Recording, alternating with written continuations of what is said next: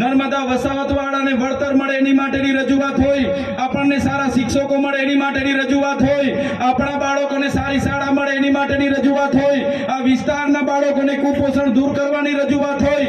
આ લોકોનું એમના સરકારમાં ચાલતું નથી. આ લોકો અહીંયા આવીને તમારી સામે દાદાગીરી કરે છે, પણ સરકારમાં આ લોકોનું ચાલતું નથી. આ લોકો ચાવીથી ચાલતા રમકડાની જેમ જ છે, બીજું કંઈ આ લોકોથી થવાનું નથી. ત્યારે અમારી સભામાં જ્યારે મોટે ભાગેના લોકો આવે તો ભારતીય જનતા પાર્ટીના નેતાઓ એમના લાગતા વળગતા ભૂમાફિયાઓ બુટલેગરો અમારા લોકોને ડરાવવાની વાત કરે છે. કહે છે કે ભાઈ આજે તમે ચૈતરભાઈ વસાવાની સભામાં કેમ ગયા હતા, કેમ તમે ભાષણ સાંભળવા ગયા? હવે તમને ઝૂંપડું નહીં મળશે, હવે તમે મનરેગામાં રોજગારી નહીં મળશે, અમે તમને જોઈ લઈશું. ડરાવે છે, ધમકાવે છે, ને અમારો માણસ નબળો હોય એને મારી પણ દે છે. ત્યારે આ ભાજપના નેતાઓને કહેવા માંગુ છું, આ ચૈતર વસાવાની ટીમ છે, અરવિંદ કેજરીવાલની ટીમ છે, આ કોઈ કોંગ્રેસ વાળા નથી. અમારા લોકોને હવે પછી તમે હાથ લગાડશો, તમારા બધાના મોર બોલાવી દઈશું. અમે મોર બોલી જશે. આવનારા દિવસોમાં બધાને છોડવાના નથી. ત્યારે આ વિસ્તારના 28 ગામોમાં હવે હાઇડ્રો પ્રોજેક્ટ આમણે મંજૂર કરી દીધો. ભાજપના સરપંચોએ બારોબાર ઠરાવો આપી દીધા, ભાજપના તાલુકા પ્રમુખે બારોબાર ઠરાવ આપી દીધો, જિલ્લા પ્રમુખે મંજૂરી આપી દીધી, અને હાઇડ્રો પાવરનો પ્રોજેક્ટ આવે છે. ખબર છે ને બધાને? 28 ગામોના લોકોનું સર્વે થાય છે. કલેક્ટર અને એમના એસપી પોલીસનો ઉપયોગ કરીને બળજબરી પૂર્વક ત્યાં ગ્રામ સભાઓના ઠરાવો માંગે છે, જમીનોના સર્વે કરાવે છે, અને અદાણીને અંબાણીને આ વિસ્તારની જમીનો આપવાની વાત કરે છે. ત્યારે આ ભાજપના નેતાઓને, એમના મંત્રીઓને, એમની કલેક્ટરને, એમના એસપીને હું કહેવા માંગુ છું, અમારો આદિવાસી સમાજ એ સંવિધાન અને સંવાદમાં માનનારો છે. જે દિવસે અમારા સમાજને તમે આ પ્રકારની જમીનો છીનવવાની વાત કરશો, હાઇડ્રોજન પ્રોજેક્ટના નામે જમીનો લેવાની વાત કરશો, તે દિવસે અમારા તીરકામઠા, પાલિયા અને ભાલા લઈને અમે રોડ પર ઉતરીશું. તમારી પોલીસ, તમારું જંગલ ખાતું અને તમારા કલેક્ટર પણ અહીંયા ઉભા નહીં રહેશે. અમે અમારા ઘરમાં આ ભાલા, પાલિયા અને ધારિયા અને તીરકામઠા એ કોઈ શણગાર માટે નથી મૂક્યા. જે દિવસે અમને જરૂર પડશે એ દિવસે ભાલા, પાલિયા, તીરકામઠા લઈને અમે રસ્તામાં બી ઉતરીશું. અમારા લોકો આદિ અનાદિકાળથી આ વિસ્તારના જંગલોમાં રહે છે, અને આ જંગલ ખાતાના અધિકારીઓ આવે છે, ડરાવે છે, ધમકાવે છે, મારે છે, ખેડવા નથી દેતા, પાક નુકસાનીને કરે છે, પાક કાઢી નાખે છે. ત્યારે જંગલ ખાતાના અધિકારીઓને પણ કહેવા માંગુ છું, તમારું જંગલ ખાતાનો સંરક્ષણ ધારો અંગ્રેજો દરમિયાન 1862માં બન્યો, તમારું જંગલ ખાતું 1927માં બન્યું. અમારો આદિવાસી આદિ અનાદિકાળથી હજારો વર્ષથી અહીંયા રહે છે. તમારી સરકાર પણ નહોતી, તમારું જંગલ ખાતું પણ નહોતું, તમારું પોલીસ ખાતું પણ નહોતું. એના પહેલા આદિવાસી અને જંગલ અહીંયા હતા, અને એ જંગલો અમારા આદિવાસીઓએ સાચવેલા છે.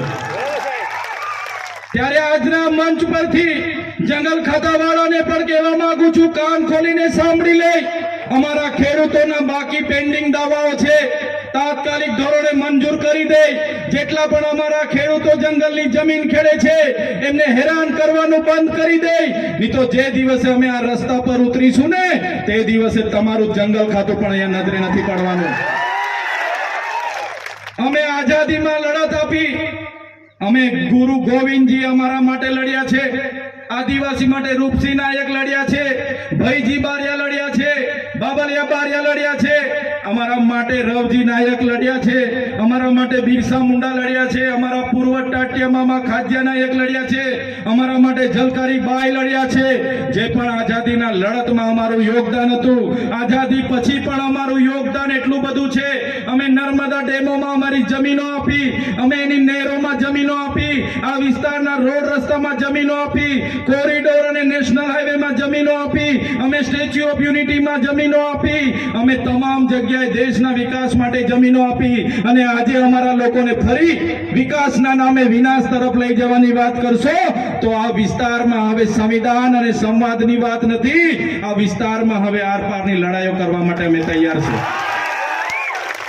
જે દિવસે જરૂર પડશે અમે અમારા ઓજારો સાથે ગાંધીનગર તરફ પણ કૂચ કરીશું અને અમને જરૂર પડશે એ દિવસે ગાંધીનગરમાં નેપાળવાડી કરવા માટે પણ અમારી તૈયારી છે.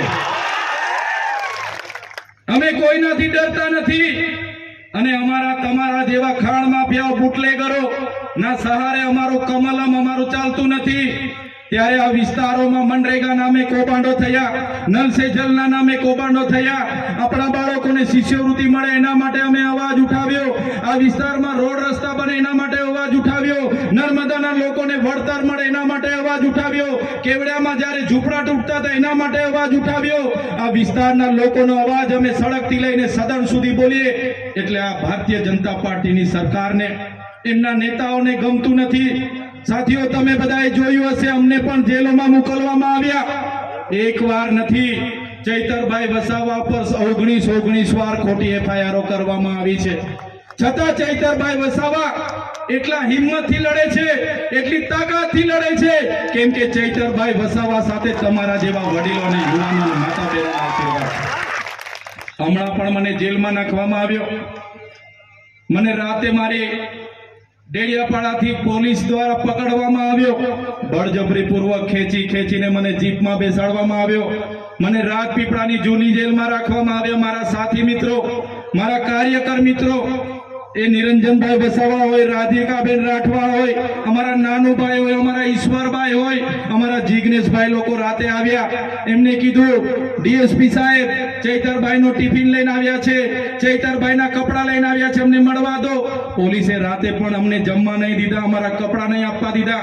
બીજા દિવસે મામલતદારમાં રજૂ કરવાના હતા, ડેડિયાપાડાની કોર્ટમાં રજૂ કરવાના હતા, ત્યાં મને લઈ જવામાં નહીં આવ્યો. સામાન્ય બાબતમાં મને સેશન કોર્ટમાં લઈ જવામાં આવ્યો. સેશન કોર્ટમાં મારા વકીલો, ચૈતરભાઈના વકીલ છે, એમનો કેસ લડવા આવ્યા છે, અમને જવા દો. છતાં કોઈ વકીલને કોર્ટમાં નહીં આવવા દીધો. કોર્ટમાં નહીં આવવા દઈને મને જામીન રદ કરવામાં આવ્યા. મને રાજપીપળા જેલમાં નાખવાની જગ્યાએ મને બરોડાની સેન્ટ્રલ જેલમાં નાખી દેવામાં આવ્યો. સાથીઓ, બરોડાની સેન્ટ્રલ જેલ પાકા કેદીઓની જેલ, સયાજીરાવ ગાયકવાડે બનાવેલી જેલ, અંગ્રેજો વખતની જેલમાં એક નાની કોટડીમાં મને પૂરી દેવામાં આવ્યો. બહારથી કોઈ ટિફિન નહીં, કોઈ બિસ્તરો નહીં, કોઈ કપડાં નહીં. બહારના મારા ઘરવાળા મળવા આવે, મારા કાર્યકરો મળવા આવે, મારા વકીલો મળવા આવે, કોઈને પરવાનગી નહીં. ખૂબ વેતનાઓ આપી, ખૂબ ત્રાસ આપ્યો. એમણે કીધું, તમારા જામીનો 3 મહિના કે 3 વર્ષમાં પણ નથી થવાના. તમે ભારતીય જનતા પાર્ટી સામે કેમ બોલો છો? તમે આદિવાસીઓ માટે કેમ લડો છો? તમે વિદ્યાર્થીઓ માટે કેમ લડો છો? તમે ખેડૂતો માટે ભાવ વધારા માટે કેમ લડો છો? તમે નર્મદાના વિસ્થાપિતો માટે કેમ લડો છો? તમે નર્મદાનું પાણી છોટાઉદેપુરને મળે એના માટે કેમ લડો છો? તમે લડવાનું બંધ કરવાનું કહો, અમને લેખિતમાં આપો, પછી તમને છોડીએ. પણ તમારા બધાના આશીર્વાદ હતા, એ લોકો સામે મેં ઝૂક્યો નથી અને 80 દિવસમાં છૂટીને તમારી વચ્ચે આવ્યો છું. આટલી બધી વેદનાઓ મારે એટલા માટે કહેવી પડે કે તમારી લડત લડતા લડતા અમારે પણ જેલો વેઠવી પડે છે, અમારા પરિવારોએ જેલો વેઠવી પડે છે, અમે વેદના વેઠીએ છીએ, દુઃખ વેઠીએ છીએ, છતાં ભારતીય જનતા પાર્ટીની તાનાશાહી સામે ઝૂકતા નથી કેમ કે અમે તમારા દીકરા છે અને તમારા ન્યાય માટે લડતા રહેવાના છે. અમે ધારાસભ્ય નહોતા,